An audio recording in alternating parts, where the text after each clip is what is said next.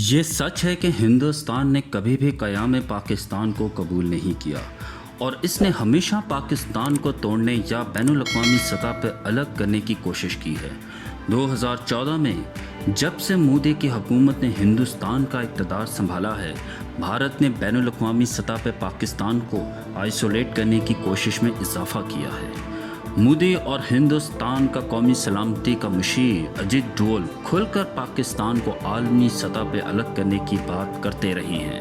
It can be internal security, it can be political, it can be their isolation internationally, it can be... اس بات کو یقینی بنانے کے لیے ہندوستان نے لاکھوں ڈالر خرچ کیے اور سفارتی طور پر کوشش جاری رکھی۔ یہ سچ ہے کہ ہندوستان کو ابتدائی طور پر اس میں کچھ کامیابی حاصل ہوئی، لیکن اس میں ہماری اپنی غفلت اور کوتاہیوں بھی شامل ہیں۔ نہ صرف ہم نے ہندوستانی چالوں کا مقابلہ کرنے کے لیے کچھ نہیں کیا، اس کے برعکس ہم نے خود ہی اپنے آپ کو بین الاقوامی سطح پر الگ تھلگ کر دیا تھا۔ لیکن پچھلے کچھ سالوں میں ہم نے ہندوستانی چالوں کا مؤثر انداز میں مقابلہ کیا ہے۔ پاکستان نے نہ صرف اسلامی ممالک بلکہ مغربی دنیا سے بھی سفارتی طور پر خاطر خواہ اضافہ کیا ہے اور بار بار بین الاقوامی برادری کے سامنے کشمیریوں پر ظلم اور اقلیتوں کے خلاف بھارتی جارحیت کو بے نقاب کیا ہے۔ اس کا نتیجہ ہے کہ بھارت کے کشمیر کو غیر قانونی الحاق کرنے کے فیصلے پر نہ صرف ملیشیا اور ترکی نے آواز اٹھائی بلکہ مغربی دنیا کے بہت سارے سیاستدانوں نے بھی اس اقدام پر بھارت کی مذمت کی۔ امریکہ جو ہمیشہ پاکستان کو ڈو مور کرنے کا کہتا تھا، وہ بھی آج افغانستان سے اپنی فوجیوں کو واپسی کے لیے پاکستان کا خواہ ہے۔ ہندوستان جو پاکستان کی تنہائی کے لیے مہم چلاتا رہا ہے، اسے آج خود خطے میں تنہائی کا سامنا ہے۔ ایک ایک کر کے بھارت کے دوست ممالک بھی اس کا ساتھ چھوڑ رہے ہیں۔ بھارت کو پہلے ہی کشمیریوں اور اقلیتوں کے ساتھ غیر انسانی سلوک کرنے کی وجہ سے مزاحمت کا سامنا کرنا پڑا تھا۔ پچھلے سال دسمبر میں جاپانی وزیر اعظم نے شہریت کے قانون کے خلاف احتجاج پر ہندوستان کا دورہ منسوخ کیا تھا۔ ہندوستان کے مسلم مخالف شہریت کے قانون پر بنگلہ دیش اور افغانستان جیسے کلیدی اتحادی بھی ناراض ہیں۔ ہندوستان کا اپنے دوست پڑوسی نیپال کے ساتھ رشتہ کچھ عرصے سے کشیدہ تھا، لیکن اپنے سیاسی نقشے میں نیپال کے علاقے کو شامل کر کے ہندوستان نے ایک اور دوست پڑوسی کھو دیا۔ اب نیپال نے بھارتی نیوز چینل کی نشریات پر بھی پابندی لگا دی ہے۔ بھارت چین سرحدی تصادم کے بعد چین نے ہندوستان کو خطے میں الگ کرنے کی ٹھان لی ہے اور وہ تیزی سے بھارت کو اپنے دوست پڑوسی ممالک سے الگ کر رہا ہے۔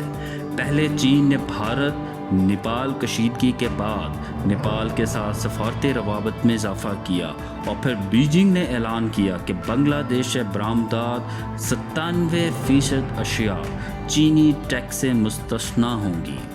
یہ چھوٹ ہندوستان چین کے سرحدی تنازع کے وقت دی گئی ہے تاکہ ہندوستان سرحدی تصادم میں اپنے ایک اور پڑوسی کا ساتھ کھو دے۔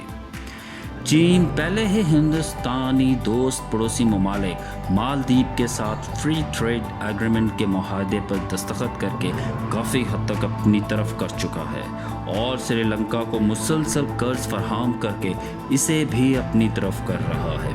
بھارت کے ایک اور قریبی اتحادی روس نے بھی کہا ہے کہ وہ بھارت چین سرحدی تصادم پر مداخلت نہیں کرنا چاہتا۔ روس چین کے بیلٹ اینڈ روڈ انیشیٹو میں ایک ناگزیر شراکت دار کے طور پر ابھرا ہے۔ روس اس منصوبے میں اربوں ڈالر کی سرمایہ کاری کر رہا ہے۔ سی پیک چین کے بیلٹ اینڈ روڈ انیشیٹو کا فلیگ شپ منصوبہ ہے۔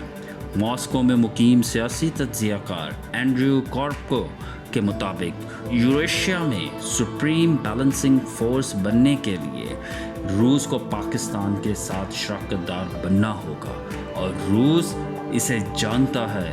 اس لیے ہم نے دکھائے کہ حالیہ برس میں روس پاکستان تعلقات میں پرخاطر خواہ بہتری آئی ہے۔ خطے میں ہندوستان کے لیے سب سے بڑا دھچکا حال ہی میں ابھرا ہے جب چین اور پاکستان نے افغانستان کے ساتھ تعلقات میں اضافہ کیا ہے۔ ہندوستان نے 9/11 کے بعد افغانستان میں بہت زیادہ سرمایہ کاری کی ہے اور پاکستان میں دہشت گردی کی سرگرمیاں انجام دینے کے لیے افغانی سرزمین استعمال کی ہے۔ یہی وجہ ہے کہ جب پوری دنیا افغانستان میں امن کے حصول کی کوشش کر رہی ہے، ہندوستان واحد ملک ہے جو چاہتا ہے کہ افغان جنگ جاری رہے۔ اسی وجہ سے ہندوستان کو افغان امن عمل میں شامل نہیں کیا گیا تھا۔ لیکن اب پاکستان اور چین نے افغانستان کے ساتھ روابط تیز کیے ہیں اور کرونا وائرس کے خلاف تعاون، افغان امن مذاکرات اور سہ فریقی تعاون پر اتفاق کیا ہے۔ حالیہ سہ فریقی اجلاس کے بعد جاری بیان کے مطابق چین افغانستان پاکستان تعلقات کو بہتر بنانے کے لیے تعمیری کردار ادا کرتا رہے گا۔ ساتھ ہی تینوں فریقوں نے اتفاق کیا ہے افغان مہاجرین کی وطن واپسی امن اور مفاہمت کے اس عمل کا حصہ ہونا چاہیے۔ ہندوستان نے جو چال پاکستان کے خلاف چلی تھی آج خود ہی اس کا شکار ہے اور اسے خطے میں تنہائی کا سامنا ہے۔ امید ہے آپ کو ویڈیو پسند آئی ہوگی۔ کمنٹ باکس میں اپنی رائے سے آگاہ کریں۔ شکریہ۔ اللہ حافظ۔